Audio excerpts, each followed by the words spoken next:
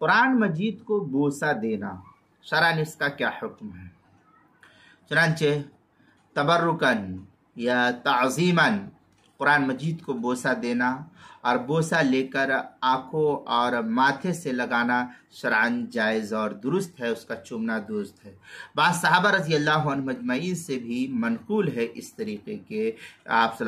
کے صحابہ جو ہے قرآن مقدس کو چوما کرتے تھے۔ چنانچہ اس سلسلے میں ہے تنویر الابصار کے اندر ہے تقبیل المصحف قبل بدع، لیکن روی عن عمر رضی اللہ تعالیٰ عنہ انہ کان یاخذ المصحف کل غدات و یقبلہ، اس طریقے کے الفاظ جو ہے نقل کیے گئے ہیں فتاوی شامی جلد نمبر فتاوی شامی وغیرہ کے اندر، اور اسی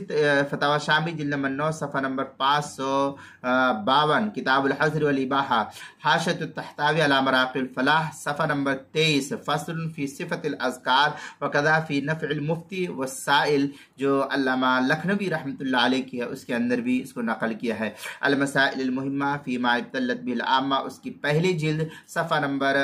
پہلی جلد کتاب الحظر والاباحہ صفحہ نمبر 133، عنوان ہے قرآن مجید کو بوسہ دینا، مسئلہ نمبر 133 کے تحت جو ہے اس کو نقل کیا گیا ہے۔